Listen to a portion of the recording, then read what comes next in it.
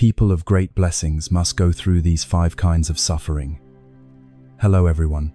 Welcome to Mind Podcast Buddhism.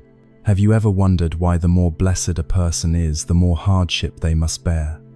At first glance, this seems paradoxical, yet it contains a profound truth that people of old observed over many generations. In human life, no blessing arrives by chance, and no hardship is meaningless. The ancients said blessing is born of hardship. When suffering reaches its end, sweetness arrives. This means that the trials of life are the foundation on which blessings are formed, the opportunity for a person to train the mind, strengthen character, and deepen resolve. Those with great blessings often have to pass through more trials than others, not because they are less fortunate, but because heaven uses those hardships to temper them, helping them become steady enough to shoulder greater missions and live a life of depth and value. Along the journey of life, they usually experience 5 kinds of suffering, like gates to pass through, in order to accumulate inner strength, grow in maturity, and expand their portion of blessing. Are you going through similar trials? Let us reflect on this and realize that each hardship does not come to make us collapse, but to help us rise and receive future grace. 1. The suffering of forbearance. One of the first great hardships the blessed often endure is the suffering of having to be forbearing. Forbearance is not easy, and not everyone can do it, especially in unjust situations when being misunderstood or insulted, yet still needing to remain calm, not grow angry, and not strike back. This is truly a great test of human nature. The ancients said, "If you can endure for a moment, the storm will calm. If you step back one pace, the sea and sky open wide." This is not only advice on conduct, but also a deep philosophy of life. There are many things in life that do not go our way. If every time we hear something displeasing, we flare up and react impulsively, we solve nothing and easily invite trouble upon ourselves. By contrast, the one who knows how to endure and step back at a crucial moment is the one with true mettle and long vision. Forbearance is not weakness or resignation. It is a quiet form of wisdom, the ability to control oneself under provocation, to choose the right moment to respond, rather than act on fleeting emotion. A person who can endure, who can take a loss without resentment, is in fact the strongest. Forbearance shows deep inner strength, and that one has risen above the control of an impulsive, hot-headed ego. Those with great blessings know how to steady themselves amid inner waves, because they understand that blessing does not lie in sharp words or quick retorts, but in calmness and wise conduct in adversity. A careless word can ruin a relationship, while a little forbearance can keep people's hearts, preserve opportunities, and most importantly, preserve oneself. In the modern world, forbearance is even more precious. In a world full of pressure, where anger and clashes come easily, the one who can be silent at the right time and yield in the right place radiates a special strength.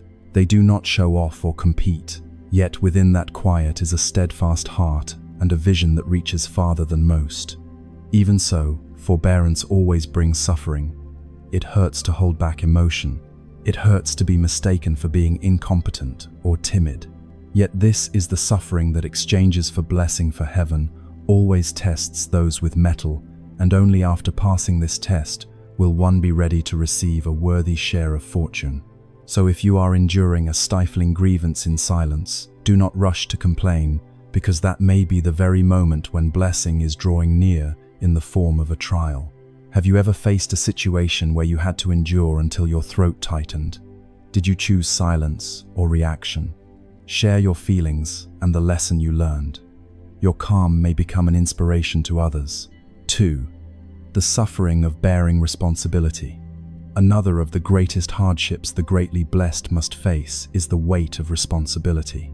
It is the suffering of not being able to live lightly, not being able to let go, not being able to think only of oneself, because behind them are family, work, community, people who need their shelter and support. The greater the blessing, the heavier the load on one's shoulders.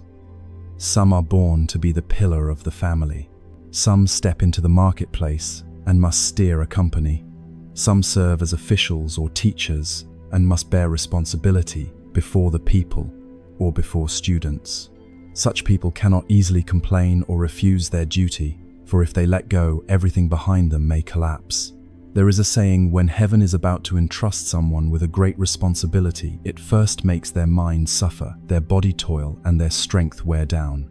This points out that those given great tasks must first pass through hardship to forge character, raise capability, and deepen virtue. The blessed are not those who live in ease, but those with inner power to carry great work.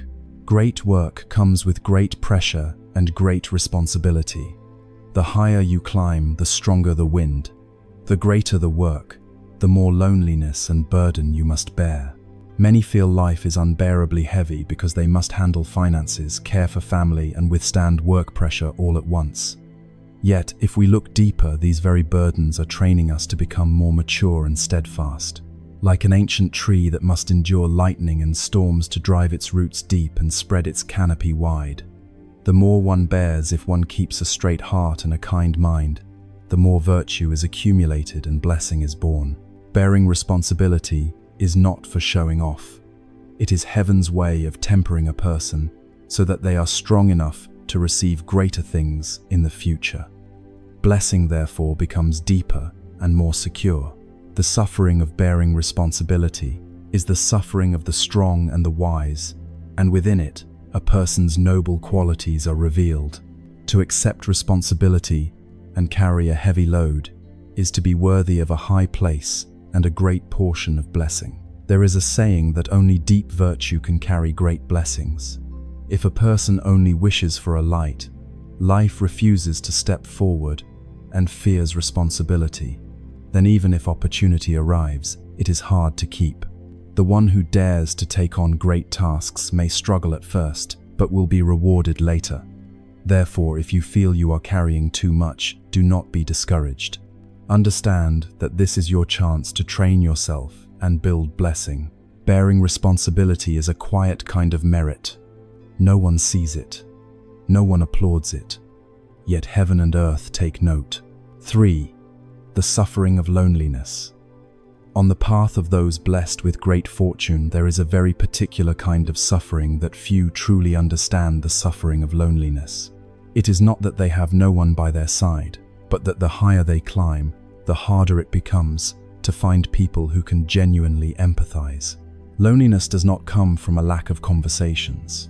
It comes from a lack of understanding. People of wisdom and vision often move ahead of their time. They see what others have not yet seen and think of what others have never considered. Because of this, they are easily labeled as different, even strange. They live with their own ideals and aspirations, so the path they choose rarely resembles anyone else's, and from there, the solitude begins.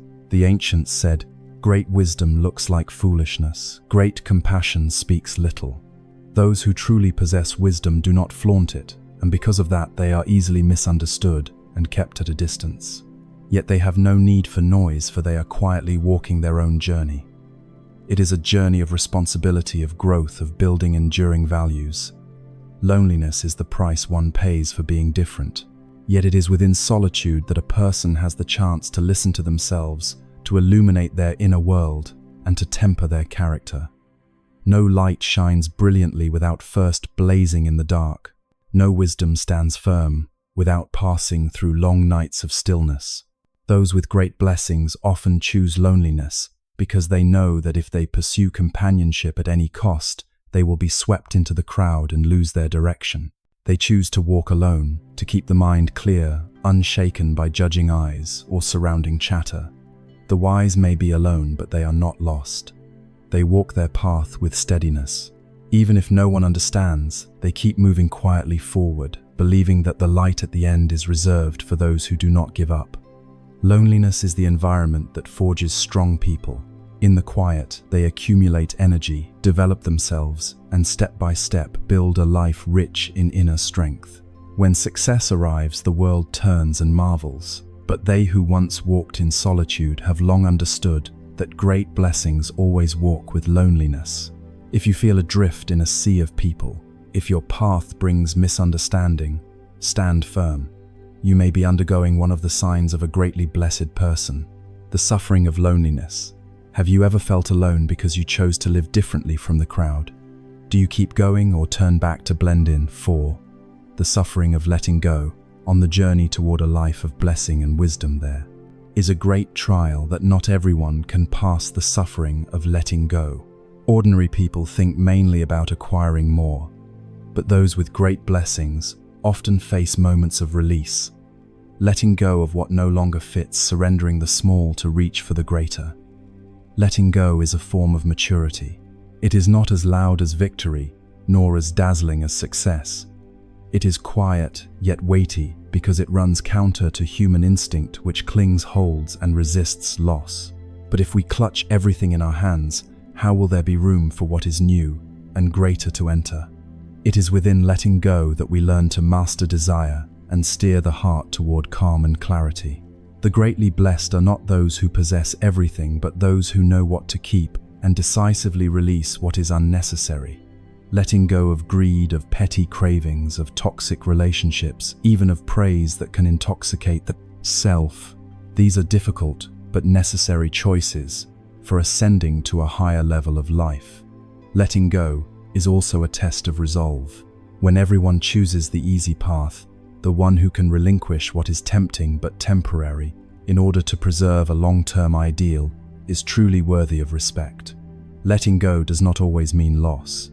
Sometimes it is the exchange for a better version of oneself. If you stand between choices, between what you want and what you need, ask yourself, does what I am clinging to truly move me forward? Or is it only keeping me from growing? Have you ever let go of something that broke your heart at the time, but later left you lighter and more mature? 5. The suffering of perseverance. No blessing or achievement arrives easily. Those with great blessings are the ones who have passed through the darkest days without giving up. Among the many trials life sets, perseverance is the final and harshest exam to measure whether a person has enough mettle and inner strength to receive grace. Everyone wants success and longs for blessing, but few can endure the long stretches without light, the days of effort without results, the moments when it seems all striving is meaningless. Yet it is precisely then that heaven watches to see who is sincere and steadfast. The ancients said 9 oxen and a single hare cannot build a great enterprise, meaning that great work cannot be accomplished by a few scattered efforts. Success is the result of countless acts of perseverance repeated again and again without quitting. Those greatly blessed often suffer the hardship of working without visible results, striving without recognition, laboring in silence. Yet they also understand that blessing does not arrive early. It waits for the person to be capable of keeping it. If blessing comes too soon while we are impatient and unseasoned, it can harm us like someone who has not learned to swim yet jumps into the open sea. Perseverance is also a virtue. It is not that they do not feel tired. It is that they know all that is worthy requires time. Each time you do not give up, you become more trustworthy to yourself and to heaven and earth. Heaven does not forsake the sincere. This familiar saying is not a mere comfort. It is a quiet law of the universe. Those with a sincere heart and enduring will, no matter how many failures they face, will in the end be blessed because they have proven themselves worthy. So if you are in a difficult phase and see no way out, hold on a little longer. Sometimes just one more step and blessing arrives. Life grants nothing for free. The greater the blessing, the greater the trial. Heaven has its own principle. Before bestowing a precious gift, it tests whether the recipient has the breadth, the heart, and the courage to keep and cultivate it. Yet it is precisely these hardships that polish the soul, forge character, and accumulate lasting virtue. Ordinary people fear suffering. The wise learn to receive it as a natural part of life, because they know that after the rain, the sky clears, and after hardship, blessing comes. The ancients said, "When suffering ends, sweetness comes." This is not merely consolation. It is a truth proven by generations who walk through tribulation to reach peace. Which suffering are you facing now? Among these 5, which is hardest for you? Forbearance, responsibility, loneliness, letting go, or perseverance? Share so that we may understand one another. and grow stronger together on the journey of cultivating blessing. Have you ever wondered why some people are born into abundance while others endure countless hardships? Why some seem to meet good fortune again and again, while others struggle their whole lives? Is it all random or arranged by an invisible hand? In truth, nothing in life is random. Everything moves according to the law of cause and effect, like a shadow that follows the body, like an echo that returns. Plant a seed, and tomorrow you will harvest sweetness or bitterness, all from what you yourself have sown. Sow good causes, and you receive blessings. Sow bad causes, and karmic results will spare no one. But can karma be resolved or transformed? Is there a way to change our destiny to live a peaceful life and cultivate blessings for those who come after us? In the teachings of Buddhism and in the experiences of life, we gradually realize that every sorrow and every joy begins in our own mind. When we understand cause and effect, we no longer fear or resent life. We learn to live rightly, to sow wholesome conditions, and to create blessings for ourselves and for future generations. Have you ever looked back on your life and asked why you met this person and not another? Why at times your life sailed smoothly, while at other times everything seemed blocked? Are events, joys and pains truly random, or do they arise from what we have done, thought, and planted before? Cause and effect is not a far-off myth, nor is it a punishment or reward handed down by some supernatural power. It is simply the operating law of the universe, like a seed placed in the earth that will one day sprout. A good seed yields sweet fruit. A bad seed, no matter how well hidden, will grow into bitter fruit. Every action, whether small or great, visible or invisible, creates a corresponding result. A smile offered can brighten someone's day. A harsh word can leave a wound deep in the listener's heart. If we reach out to help someone who has fallen one day, a hand will reach out to lift us in our own time of trouble. If we hurt someone one day, we will taste that pain in some form at some time, perhaps in this life, perhaps in another. Cause and effect is not instant retribution as we often imagine. It moves in its own way, like a river that flows without ceasing, sometimes gentle, sometimes fierce. At times we plant a seed in the soil and nothing seems to happen. Yet one day, when conditions are sufficient, the plant appears whether or not we remember the seed we once sowed. Some people do good all their lives and still meet many trials. Some do harm and seem to live in comfort. Has cause and effect gone astray? Number cause and effect never errs. We simply have not seen the whole picture. A tree in full bloom is not the work of yesterday's rain alone, but of years spent silently taking root. One who meets misfortune today may be repaying debts from the past. One who enjoys ease today may only be using up remaining blessings before unwholesome deeds bear fruit. At times we blame life for being unfair, yet forget that we ourselves have helped shape our fate. We are greedy, selfish, quick to anger, and then we wish for peace. We scatter the seeds of deceit, then expect others to treat us with sincerity. Life does not work that way. We can receive only what is commensurate with what we have given. If we want a happy life, we must first learn to plant the seeds of kindness. If we wish to be loved, we must first learn to love others. If we desire peace, we must let go of resentment, speak fewer words of blame, and add a more compassionate gaze. Cause and effect is not something to fear. It is the fairest thing in this world. It favors no one and overlooks nothing, like a shadow that never leaves the body, like the echo that returns from a high mountain. We may hide our actions from other people, but we cannot hide them from the law of the universe. Life is a circle of rebirth in which everything is invisibly connected. A butterfly flutters its wings on this side, and a breeze may rise on the other side of the ocean. A thought, a word, an action today can change the rest of our life. So why not choose to plant what is good and receive peace tomorrow? There is a story. A wealthy but cold-hearted man met a high monk and asked, "How can I become richer and still be loved by many people?" The monk smiled and said, "Try giving once." The man did as told, but when he did not receive anything in return right away, he grew angry and returned to reproach the monk. The monk only smiled and said, "Plant a seed in the earth today. When the tree blossoms, you will see how beautiful it is." Happiness is not something we can possess immediately. It is the result of what we have nourished over the years. If we live kindly today, even if we see no reward yet in time, the universe will send us unexpected goodness. Cause and effect does not miss anyone, and it is not a punishment. It is simply a mirror, reflecting what we have done. If our life is full of misfortune today, do not rush to complain. See it as a chance to change, to correct our course, to begin a new journey with seeds of love and sincerity. In the end, our fate is not decided by anyone else. It is decided by each thought, each word, and each deed we perform every day. If we want a beautiful life, begin with small things: a smile, a kind word, a helping hand. These are precious seeds that one day will bloom into flowers of happiness. Have you ever wondered why some are born into sufficiency and peace while others struggle their whole lives? Is it all luck, or is there an unseen law behind it? If we look closely, we see that those who live kindly and help others, though they meet trials, ultimately find peace. Those who think only of themselves, who live in greed and scheming, even if wealthy, find it hard to taste true happiness. Blessing is not a random gift life hands out. It is the result of what we have cultivated over the years. It is like a tree. If we sow on good soil and tend it with love, one day it will flower and bear fruit.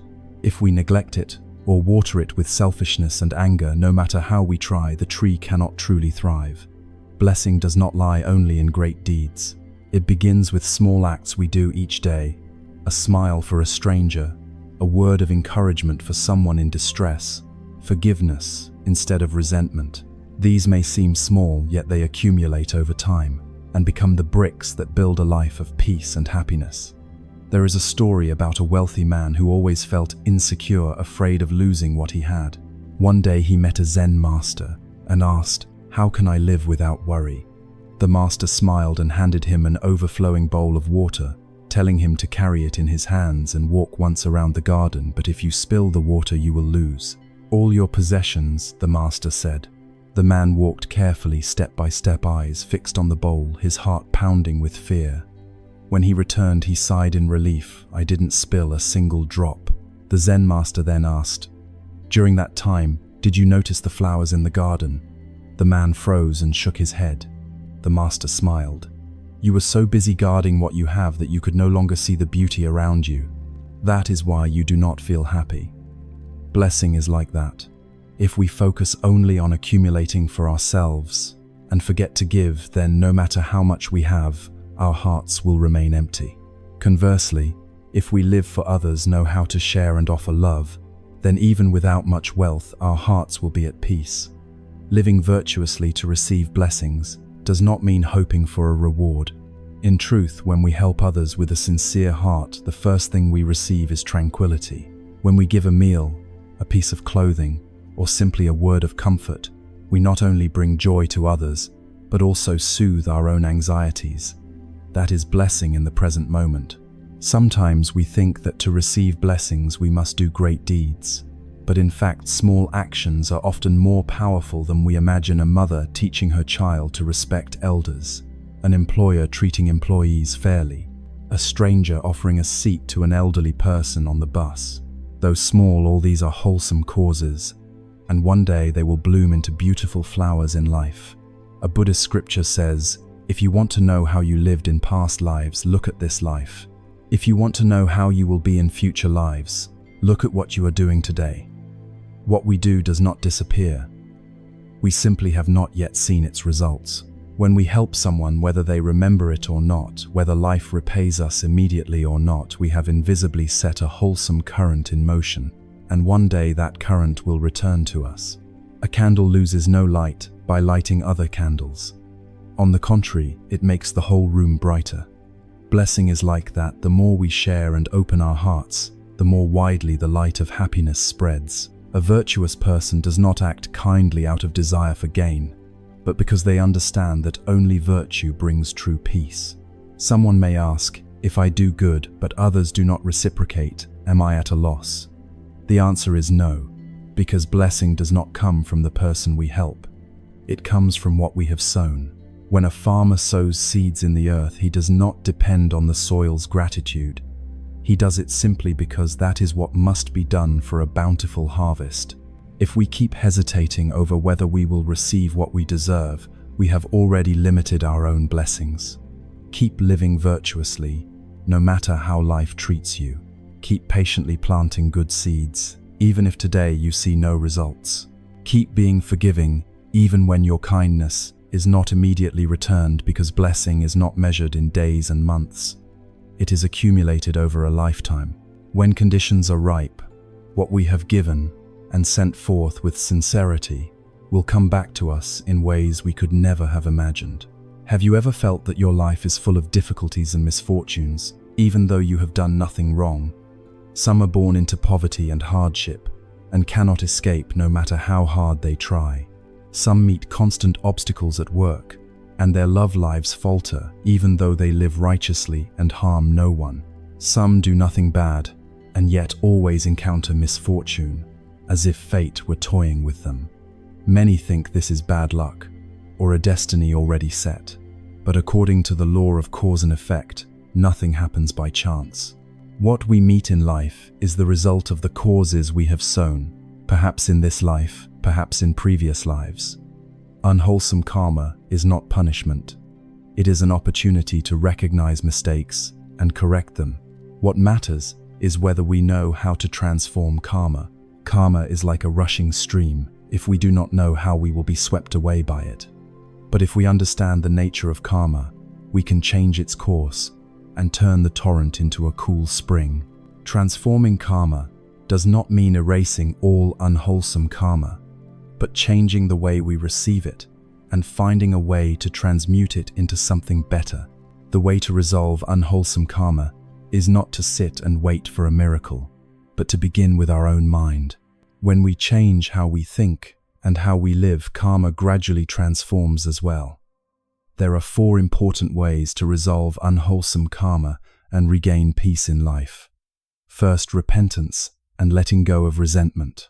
When we have created unwholesome karma in the past, whether unintentionally or deliberately, the first thing we need to do is recognize our mistakes and sincerely repent.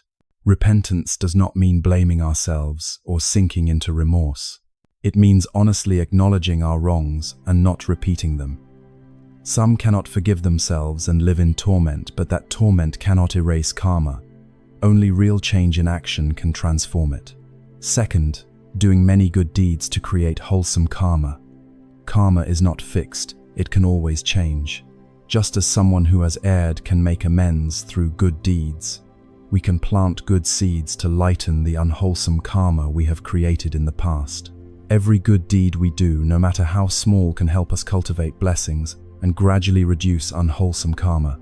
Give alms, help those in difficulty. Speak kindly. Live honestly. These will all help us change karma's course. Third, live with a compassionate heart and let go of anger. One main reason unwholesome karma continues to bind us is that we still cling to resentment and anger. When we are angry at someone, when we wish for revenge or for others to suffer, we are the ones tying ourselves to the wheel of karma. If we can forgive and release the wounds of the past, we will no longer create new karma. Compassion not only helps others, it is a way to free ourselves from the suffering that karma brings. Fourth, meditation and keeping a tranquil mind. When our mind is agitated and we let ourselves be swept up by negative thoughts, we easily create more unwholesome karma. But if we can keep a tranquil mind and contemplate to understand that everything in life arises from its causes and conditions, we will no longer be so tightly controlled by karma. Meditation helps us see the true nature of things, helps us release attachments, and in doing so transforms unwholesome karma into opportunities for cultivation and growth. There is a story about a man who lived in poverty and misfortune all his life. One day he sought out a Zen master and complained that his fate was too bitter, that nothing he did could improve it. The master said nothing, handed him a glass of water, and told him, "Put a handful of salt in this and drink." The man did so and immediately grimaced because the water was too salty. The master then led him to a lake and said, "Now put a handful of salt into the lake." The man obeyed and then drank from the lake. "Do you still taste the salt?" the master asked. The man shook his head. The master smiled. "The hardships and karmic obstacles in your life are like the handful of salt. If your mind is only as small as a glass, every misfortune becomes bitter and hard to swallow. But if your mind is as vast as a lake, no amount of salt can make you suffer." Transforming karma does not mean making all suffering disappear. It means expanding the mind so that suffering can no longer make us collapse. When we change ourselves and open our hearts, then even if unwholesome karma arrives, we can receive it lightly and no longer be bound by it. No one passes through life without encountering karmic obstacles. Instead of resentment, we can choose to resolve them with compassion, with wholesome actions, with patience, and with letting go. If we know how to transform unwholesome karma, then even when the road is rough, our heart can remain at peace. And when we learn to live kindly and generously, our life will change in ways we never expected. There is an old saying, if you want to know a person's past, look at their present life. If you want to know a person's future, look at what they are doing today. It is not by chance that some live in wealth and rank, while others live in poverty, that some meet much good fortune, while others constantly meet obstacles. All of this has causes. It is the result of the causes and conditions they themselves created before. We often hear of blessings, the fortunate and favorable things people receive thanks to the wholesome deeds they have done in the past. But blessing is not something ready-made, nor is it something everyone simply has. It is the result of what we have cultivated. Blessing is like a vast forest. If we do not tend and cultivate it over time, that forest will be depleted. But if each day we plant good seeds, the forest of blessings will grow lush and shelter us through the storms of life. Accumulating virtue and creating blessings is not about demanding instant results. It is about building a firm foundation for our own future and for generations to come. Ways to sow blessings for the future: first, live virtuously and do no harm. There is a saying, a person of virtue is respected wherever they go. A person without virtue, even if wealthy, is avoided. In life, the most important thing is not whether we are rich or poor, successful or not, but whether we live a virtuous life. A virtuous person need not do anything grand. It is enough to keep a straight heart, not harm others, and not trample people for personal gain. Living virtuously is not weakness or naivety. It is a choice. When we treat others well, we are planting good seeds for ourselves. We may not see the results today, but those seeds will sprout one day and bring unexpected goodness. Practice generosity and help others. There is a story of a wealthy man passing through a village. Seeing an elderly woman hungry and thirsty, he took some bread from his basket and gave it to her. She accepted it, smiled kindly, and wished him well. Years later, the man's business failed. He lost everything and had to beg for food. One day he stopped at a house to ask for a bowl of rice. The owner was a young, wealthy woman. Seeing him, she burst into tears and said, "I was once an orphan who survived on others' charity. In those days, a kind man gave me a piece of bread. It kept me alive. Today I wish to repay him. It turns out what we give is never lost. It always returns in some way." Generosity is not only about money. It is also spiritual support, words of encouragement, and empathy. When we help others through hardship tomorrow, we ourselves may receive help when we need it. Speak wholesome words and avoid harmful speech. The old saying goes, calamity comes from the mouth, blessing enters through the mouth. Words have great power. They can bring joy and encouragement, but they can also wound and cause suffering. A cruel remark can scar someone for life. A kind word can save a heart in despair. Knowing how to speak kindly, avoiding gossip, not stirring up strife, and not spreading negativity is also a way to create blessings for ourselves. What we say not only affects others, it returns to us. A person who consistently speaks well and leaves others with a good impression is welcomed wherever they go. That too is a blessing. Be filial to your parents and live with integrity. No one in this world loves us more than our parents. Their labor in giving birth and raising us is beyond compare. Yet many depend on their parents as children, and upon becoming adults forget that debt of gratitude, chasing their own lives while neglecting those who gave them life. Filial piety is one of the most important ways to accumulate blessings. A person who loves and cares for their parents will meet good fortune in life. The blessings that come from filial devotion not only improve our own life, but also set an example for our children and grandchildren. Keep a peaceful heart and do not harbor anger. One reason people lose blessings is a heart full of anger and jealousy. When we envy others' success and cling to resentments, we are destroying our own blessings. A peaceful heart is itself a kind of blessing. When we accept what cannot be changed and let go of what is not worth worrying about, we feel a lightness in our soul. A person with a tranquil mind is not shaken no matter what happens. They remain calm and clear. Blessing is the result of what we do today. Many wish for an easy, fortunate life yet refuse to do good. They only pray but do not act. Blessings do not come from pleas. They come from the seeds we sow. Like a tree, if we want sweet fruit, we must tend and nurture it starting today. Accumulating virtue and creating blessings is not far away. It lies in our small daily actions, a smile for a stranger, a word of encouragement when someone struggles, a sincere helping hand. These are wholesome seeds we plant in life. And one day when we need them, those seeds will blossom and bear fruit, bringing us a life filled with blessings. There is an immutable law that governs this life, the law of cause and effect. The seed you plant determines the tree that grows. A sweet seed cannot bear bitter fruit, and a bad seed cannot blossom into a fragrant flower.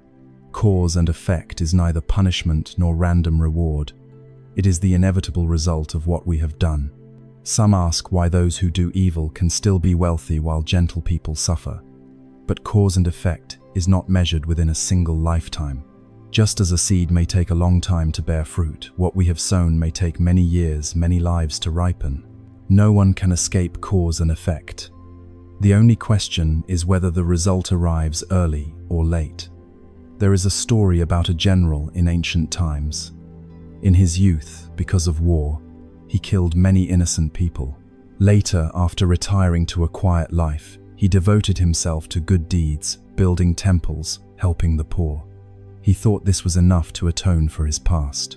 Yet in the last years of his life he fell ill with a cruel disease and suffered unceasing pain. A revered monk told him cause and effect cannot be erased by a few good deeds. Once an unwholesome deed is planted, its result is set. Fortunately, the good he had accumulated greatly lightened the retribution. This story shows that cause and effect never errs. If we sow good causes, sooner or later we will meet blessings. If we do evil, sooner or later we will face karmic results. No one escapes this law, king or commoner, rich or poor. When we understand cause and effect, we no longer blame fate nor envy those who have more than we do. We see that everything has its reasons. What matters is not complaining about what has happened, but how to live better from this moment on.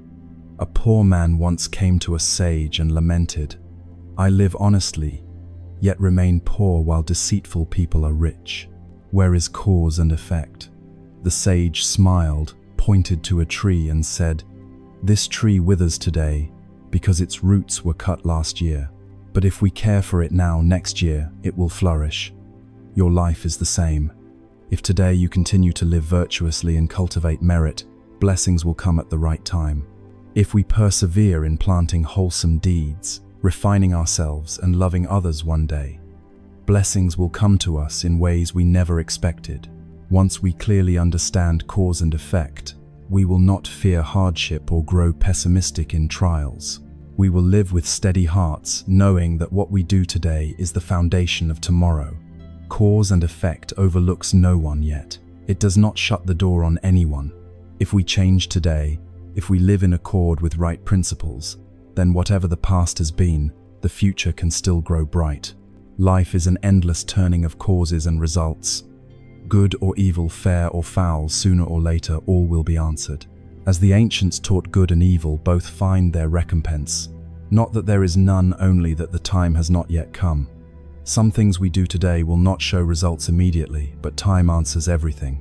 Therefore, Do not let the ease of the wicked shake your trust in heaven's order. Do not let your own hardship make you doubt the fairness of cause and effect. Hold fast to what is good, for a good seed needs enough sun, enough water, and enough time to bloom. Live by right principles, keep a clear heart, and one day blessing will arrive in ways you did not foresee. If you find the old teachings meaningful and profound, walk alongside the sages of the past. Like, share, and leave your thoughts beneath the video. Each interaction helps spread timeless wisdom so more people can understand cause and effect and the principles for living. Subscribe to the channel so you do not miss these precious lessons, and let each day be a day of learning and self-cultivation. Plant good causes today so you may meet fragrant flowers and sweet fruit tomorrow. Now please listen to "The more grateful, the richer." People often think wealth is having a great deal of money, luxurious houses, gleaming cars, or vast assets. But there is a greater kind of wealth, the wealth of the soul. Some have abundant money and live in comfort, yet are always on edge. They fear loss, they calculate, they worry about how to gain more. The more they have, the more they fear being robbed. At night, lying on a soft bed in a grand home, their minds are unsettled and heavy. Is that truly wealth if the heart knows no day of peace? By contrast, some people do not possess much, yet they live free and joyful. They are grateful for a steaming bowl of rice before them, cherish each moment of morning sunlight through the window. They do not ask for much, only that each day pass in peace without worry or grief. That is the truest wealth. Money can buy a house but not a home. It can buy medicine but not health. It can purchase fine meals but not the appetite to enjoy them when the mind is anxious. It can fund luxurious travel but cannot guarantee we savor each moment fully. The most precious thing in life is not in a safe nor in numbers on a bank statement. It lies in each person's heart, a tranquil mind, a heart that knows contentment, a genuine smile. That is the greatest wealth. There is a story of a rich merchant who came to a Zen master and said, "Master, I have a great deal of money, but I am always uneasy. I fear that one day I will lose everything. How can I live happily?" The master smiled, took a glass of water, put a spoonful of salt into it and stirred. He gave it to the merchant to drink. The merchant grimaced. "Too salty. I can't drink it." The master said nothing, led him to a large lake, put the same spoonful of salt into it, stirred, and said, "Now drink." The merchant took a sip and found the water as sweet and fresh as before. Then the master gently said, "Your worries are like this spoonful of salt. If you hold them in a small heart, they will make you suffer. But if you broaden your heart like this lake, you will no longer taste the bitterness." The merchant awakened in that moment. So it is with us. If we keep grasping and fretting, clinging only to what we have, life becomes like a glass filled with salt. The more we drink, the more we suffer. But if we widen our hearts, learn contentment and let go, then however many difficulties arise, we can live peacefully like the cool, clear water of the lake. A person may have billions, yet always feel lacking. They are still poor. But someone who is grateful for the smallest things and always feels sufficient, even without much money, lives in peace. Happiness is not about how much we have, it is about how we see life. When we are grateful for a new day beginning, we are richer than many who live in suffering. When we savor a simple meal that is warm with love, we are richer than those who dine on delicacies with troubled hearts. When we can smile at difficulties and take gain and loss lightly, we are richer than those racing through life without knowing where to stop. Some people spend their whole lives chasing external wealth, without realizing that true wealth has always been within their own hearts.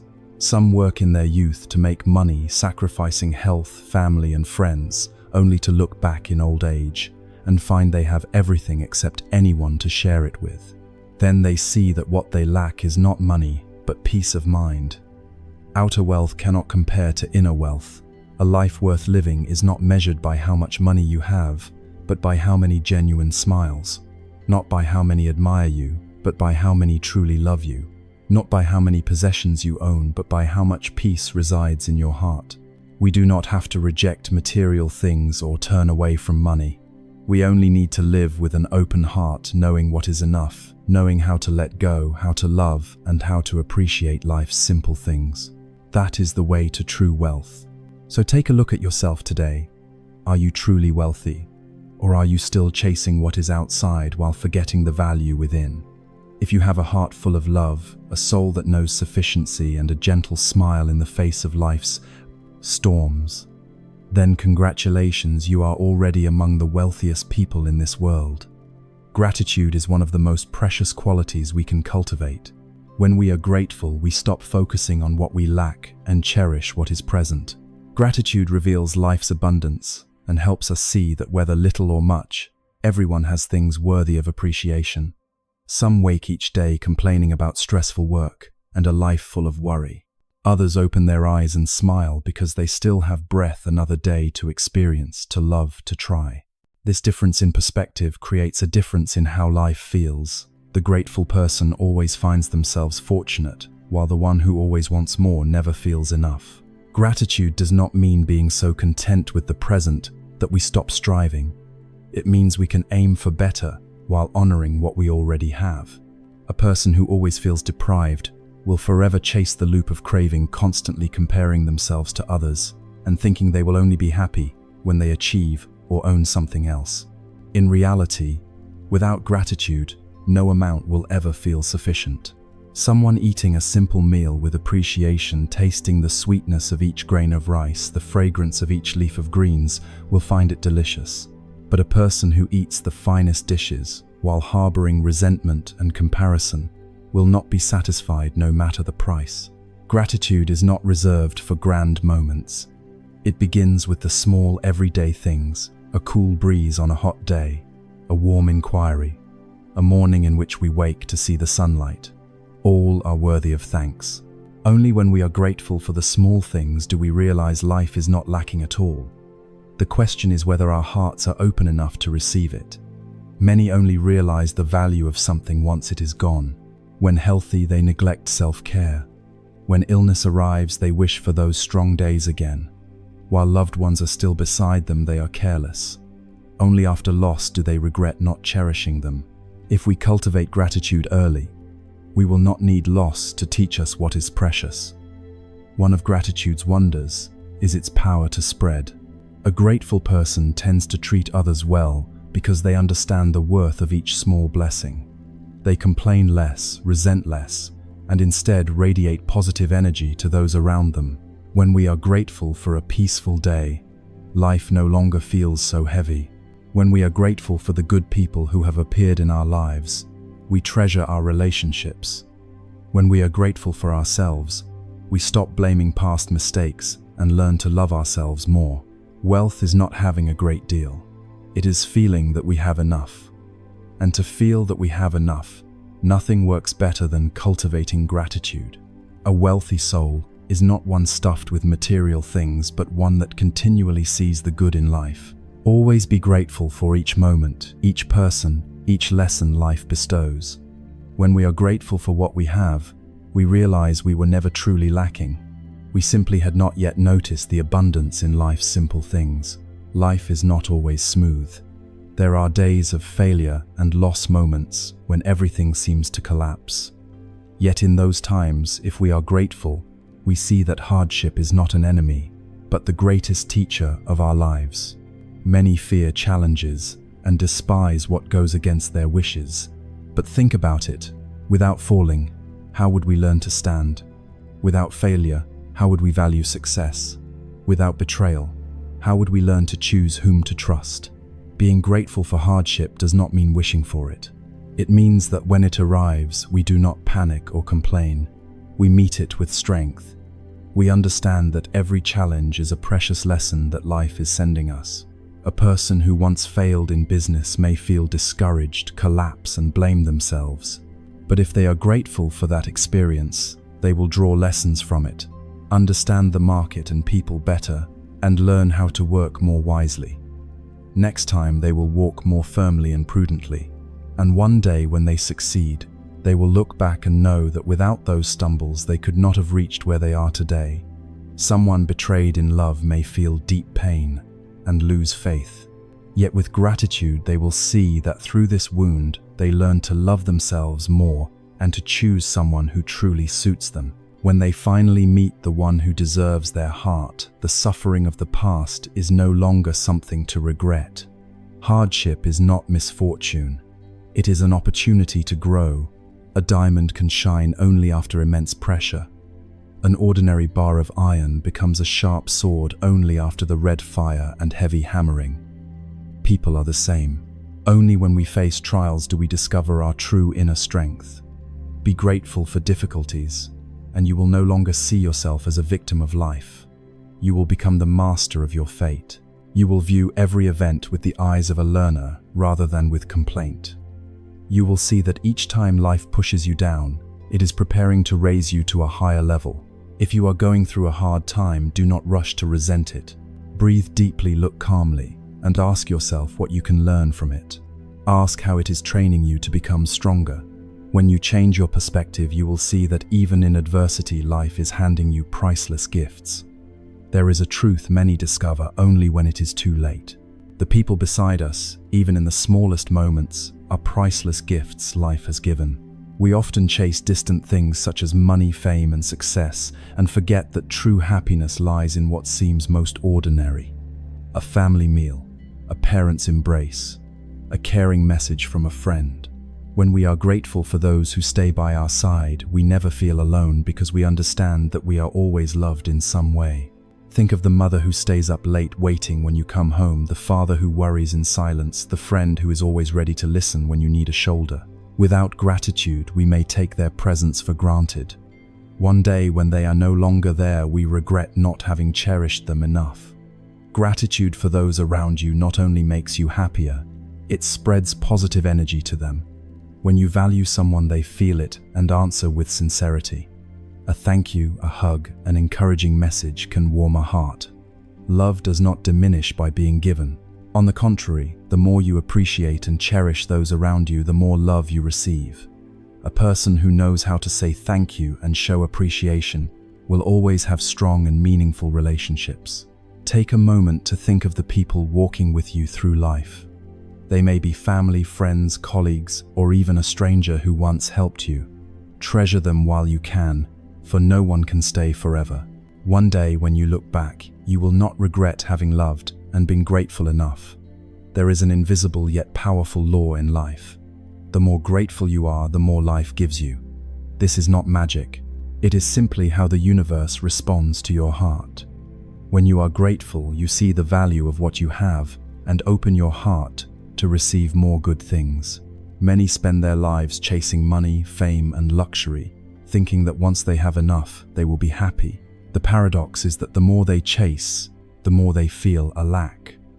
After reaching one goal, they want more, and soon they fall into a bottomless cycle of ambition.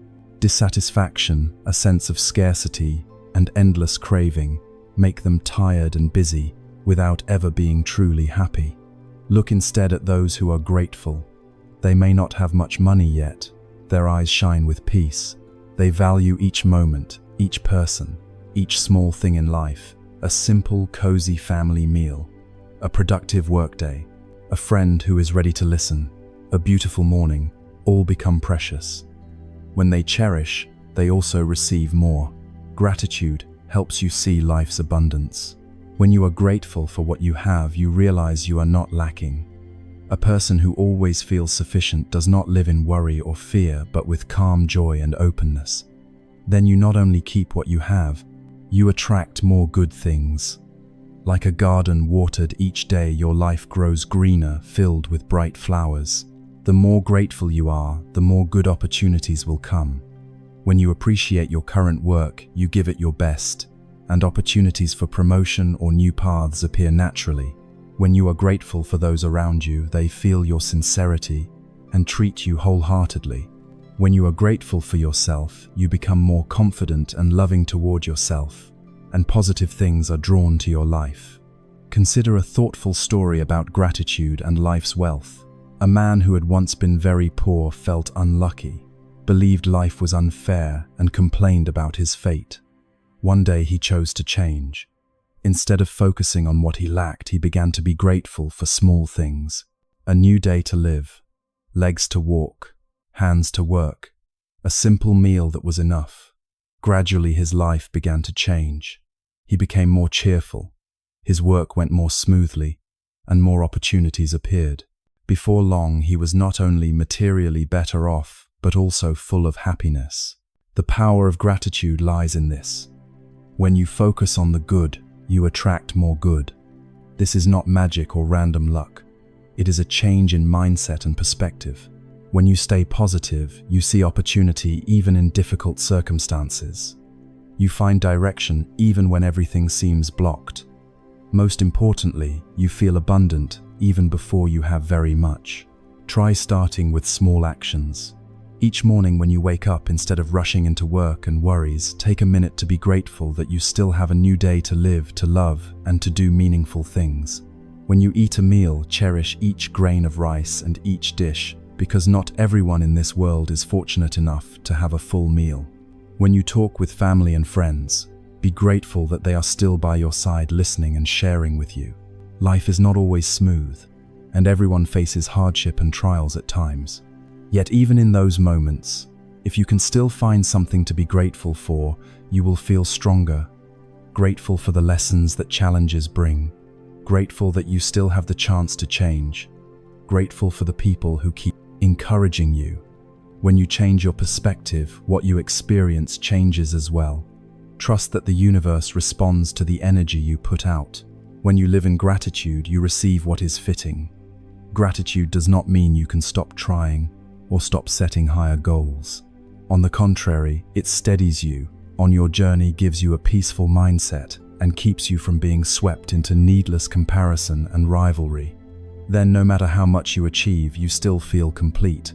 Try living one day in gratitude, grateful that you have a healthy body, grateful for the chance to learn and grow, grateful for the people who love you. You will see that the more grateful you are, the more life gives you not only material things, but also peace, joy, and meaning.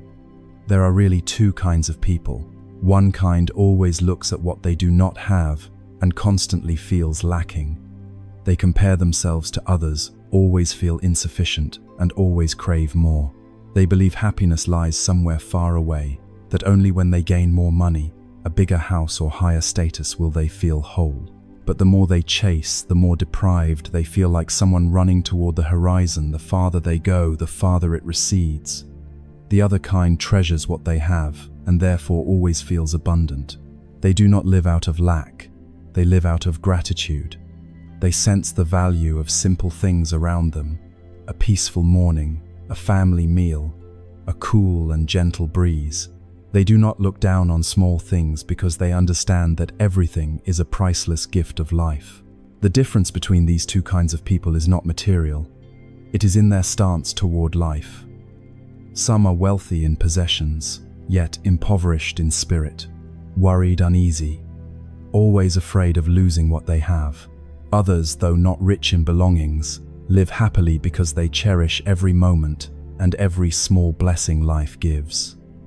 The wealthiest person is not the one who owns the most, but the one who is most grateful.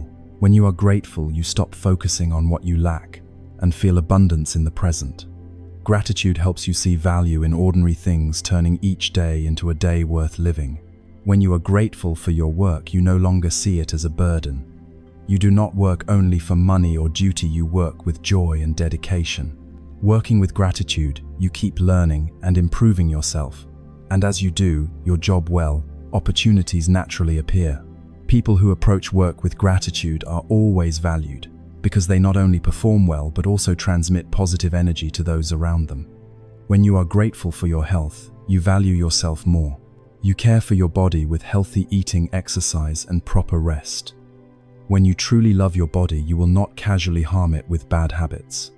Preserving your health makes your body stronger and your mind clearer. When you are grateful for life's lessons, whether from success or failure, you realize every experience has value. Stumbles are not there to make you collapse. They help you grow. Difficulties are not meant to scare you. They help you become stronger. When you are grateful for what has passed, the road ahead opens up because you have learned to face life with steadiness. Gratitude is not something distant. It is a daily choice. Start your morning with a grateful thought. Grateful that you still have a new day to live, to love, and to experience. Take a minute before bedtime to recall the good things that came during the day. When you focus on the positive, your life fills with joy and sufficiency. People who live with gratitude do not do so because their lives are perfect, but because they have learned to find beauty in what is imperfect. They do not wait until they have everything to be grateful. They are grateful for even the smallest things. Gratitude makes their lives wealthy in a way that nothing can measure. Life will always contain things that leave us unsatisfied, but when we choose gratitude, we see that we already have so much. And the more grateful you are, the more life gives you. Life is a cycle of energy. When you focus on what you lack, you see only loss and emptiness. Today you wish for a car. Tomorrow you want a bigger house. When you get those things, you compare yourself to others and chase something even farther. The feeling of not enough becomes an endless loop with no stopping point. You may be rich in money, yet poor in spirit, because you always feel lacking. By contrast, when you are grateful for what you have, you feel abundant, a good meal, a sincere friend, a new day full of energy. These simple things are the true wealth. You do not have to wait until you have a lot of money to feel happy, because happiness does not come from what you own. It comes from how you see life. Life reflects your thoughts. When you are grateful, you receive more. When you complain, life takes away what you have. This is not magic or a far-off rule. It is how you generate energy for yourself. A grateful person carries a positive attitude, readily sees opportunity, and enjoys happiness in small things. Someone who looks only at what is missing will always feel that life is unfair because they do not see the good that is right before their eyes. Try making a change. Each day when you wake up, say thank you for the new day. Thank your body for allowing you to move, work, and experience the world. Thank the people around you, whether they bring joy or challenges, because they all help you grow. When you begin to practice gratitude, you will realize that this world is truly rich, not in material things, but in the meaningful blessings you already have. Wealth is not having a lot. It is feeling that you have enough. And when you feel enough, you are truly wealthy. If you also believe that gratitude is the key to happiness, leave a comment below and share your thoughts. Have you ever had a moment when gratitude changed the way you saw life? Don't forget to like this video if you found it meaningful and share it to spread positive energy to more people. If you'd like more content like this, please subscribe to the channel and turn on the notification bell so you don't miss the newest videos. Thank you for watching. May you always live with a grateful heart and find sufficiency in every moment of your life.